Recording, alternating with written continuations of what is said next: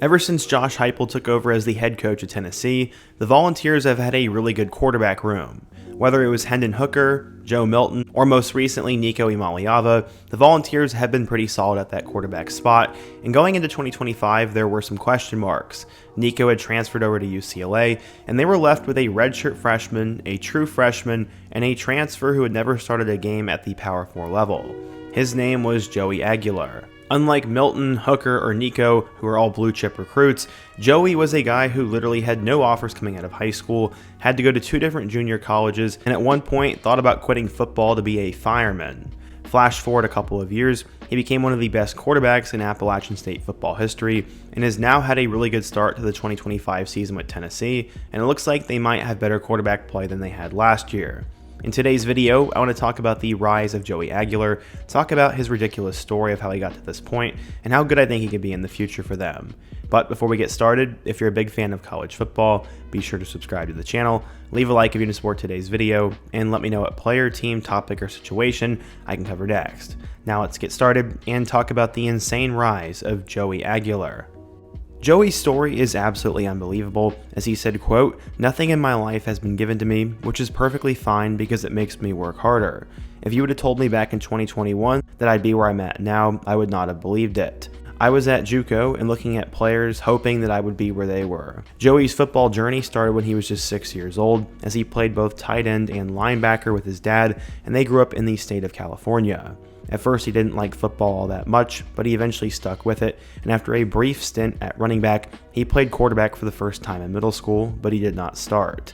In high school, he finally found his footing as a starting quarterback, and his motivation came from wanting to make his parents happy and becoming the player his dad wanted him to be. "My dad wasn't able to play when he was in high school, so I'm kind of playing to live a dream that he once had." In total, during his final 2 high school seasons, he ended up passing for 5,600 yards and 59 touchdowns, and he was a good player. Despite being a 4-year starter in high school, Joey had no recruiters sniffing around. Instead, his options were few and far between, as he had a recruiting trip to Sacramento State, but that door would be closed when their head coach was fired before signing day. Joey said, quote, "I'm not sure what happened. I was just a skinny guy back then. But some people go under the radar, and I was one of those guys, and I wouldn't change it. It helped me to understand how to be humble. As I said, he had no college contact, and there was no chance of him playing, so he decided to enroll at the City College of San Francisco back in 2019, seeking just an opportunity.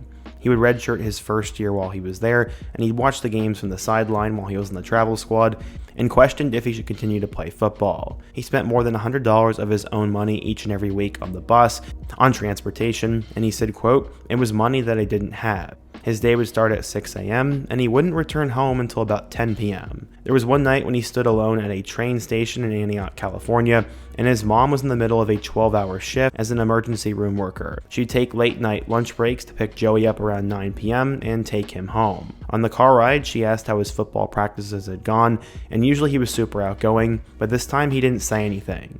At 5 a.m., she would finish her shift and drove Joey back to the station, and in total, he had put in 15-hour days of classes, workout, and practice, and would do it all over again. He signed at the City College of San Francisco at a high school because he was told he could compete for the starting job, but instead, he was the 3rd stringer and wasn't doing anything. His dad said, quote, "I told him I would go broke before I let him quit football. Nothing comes easy, you have to earn everything." In high school, Joey had taken firefighting classes, and at the time, he seriously thought about quitting football and just becoming a firefighter, but his family told him to be patient. After one more season, he would transfer to Diablo Valley College, which was only a 20-minute commute instead of an hour, and his coach said, quote, "As soon as I put him in, I don't know what I was waiting for. He just kind of took off from there." In 6 games in 2022, Joey threw for 1,500 yards and 8 touchdowns, and also ran for nearly 400 more yards on the ground. Going into his 2nd year, he was the unquestioned starter, but an injury in his 2nd game would sideline him for over a month. He grew concerned because it was his last year of JUCO football, meaning his last chance to get recruited, but those worries turned out to be unwarranted as he returned to the field and schools took notice. At the end of 2022, Joey was headed to Coastal Carolina for a recruiting trip, but at the last moment, the offer would fall through because Coach Jamie Chadwell was hired by Liberty. He utilized that same book flight to go to Appalachian State, where they got him on campus and signed him. Their offensive coordinator at the time said, quote, "I liked his attitude. He's a competitor, and the moment's not too big for him. He's very confident in himself and his abilities. In his 2 years at JUCO football, he passed for about 3,000 yards and would finally get a Division I football opportunity. So how would he end up doing in Boone, North Carolina? Well, let's take a look. It would not take Joey long to make an impact at Tennessee, as he was named the backup to start out the season in 2023, but ultimately, after just a few plays and an injury, Joey was thrusted into the game against Gardner-Webb. In front of 36,000 fans, he would make his debut and had a touchdown pass to Caden Robinson. Joey's first pass was a 32-yard touchdown, and head coach Sean Clark said, quote, "No one was surprised. We were all happy for him." By the end of his first game in a Mountaineers uniform, he threw for 4 touchdowns and they won by 21 points. A week after the Gardner-Webb game, he'd make his first career start in Chapel Hill to face off with Drake May and number 17 North Carolina. The game ended up going to double overtime and they came up 6 points short, but Joey was making a name for himself in just his first season. In 2023, he'd passed for 3,757 yards with 33 touchdowns and 10 interceptions, and he was named the Sun Belt Newcomer of the Year.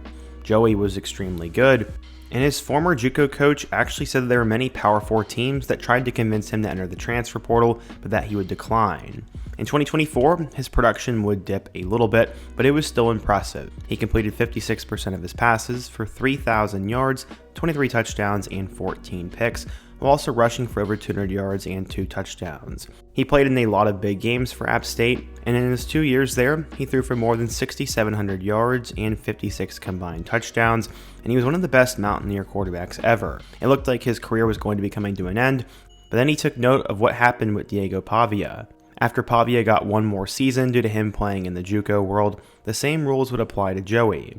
He visited the compliance office at App State almost every day, hoping for good news, and eventually in December, he would get it. He got an extra year, and he'd have one more shot to play college football, and now he would try to do it at the toughest level. UCLA offensive coordinator Tino Sunseri was the first to reach out to him, and the two would quickly mesh. Joey ended up committing to the UCLA Bruins and was looking to be the face of that team. He grew up in East Bay and enjoyed being back in California, and he said he was going to have 80+ family members at their first home game, except that didn't exactly happen. After the whole Nico situation at Tennessee, his parents said that the UCLA coaches were not upfront with Joey about their courtship of Nico, and Joey said the vibes were off. April 25th would be the deadline to enter the spring transfer portal window, and he began to look at potential options. There are many schools that reached out to Joey hoping he would enter the portal, and eventually that's exactly what would happen. Joey's dad coached high school football and said, quote, he understood the business side of it. They're building, and Nico's a 3-year guy, and Joey's a 1-year guy. Okay, on paper that might be true, but Nico is hoping to be a 2026 NFL draft prospect, so honestly both of them were 1-year guys. Joey Aguilar had heard the rumors, but after it all happened, he would now decide to transfer over to Tennessee. It was the first quote-unquote trade of quarterbacks in college football history, but it looked like Joey would be an ideal fit for Tennessee's veer-and-shoot style of offense. The scheme utilizes fast pace and widely spaces the field, which was absolutely perfect for Joey, and he had great mobility, so this was going to be a ball and glove fit. Their quarterback competition would include redshirt freshman Jake Merklinger, who was a 4-star, and true freshman 4-star George McIntyre. Everyone knew it was pretty much Joey's job to lose, and Tennessee had not had a quarterback battle like this since 2021, when it was Joe Milton, Hendon Hooker, Harrison Bailey, and Brian Maurer. There are lots of questions about how Tennessee would do this season. They only returned 3 starters on offense. The media picked Tennessee to finish 9th at the SEC Media Days, and Aguilar said, quote, I guess that's just how I am. I came prepared, and in every game, I try to be cool and collected. That was said after last weekend's game against Syracuse, as the Tennessee Volunteers would open up against the Syracuse Orange. This is one of the premier games of the noon window in the first week of college football, and Joey was impressive. He ended up going 16 of 28 for 247 yards and 3 touchdowns. He did not have a single turnover, and Tennessee controlled the game from start to finish. All of a sudden, it looks like Tennessee's in a much better spot than we originally thought, and some are even saying it's an upgrade over Nico. I don't want to bash on Nico too much, but I never really thought he was worth all that money and worth all that hype, and a guy like Joey Aguilar might just fit his system better. He's a guy who wants to win, and seemingly has that it factor. I know it was just one game, but Joey Aguilar is the most impossible Tennessee quarterback we've ever seen. From going from being 3rd string at a JUCO college to working his way up to Appalachian State, and now being a starter in the best conference in college football, Joey's story is unbelievable, and we'll see how he can finish out the year. But what do you guys think? If you're a Tennessee fan, how good do you think Joey Aguilar is? How do you think he'll do the rest of the season? And which other player should I spotlight next? Be sure to let me know down below. Leave a like if you support today's video, subscribe if you're new, and check out one of the videos on the end screen. Hope to see you guys again soon, but until next time, peace.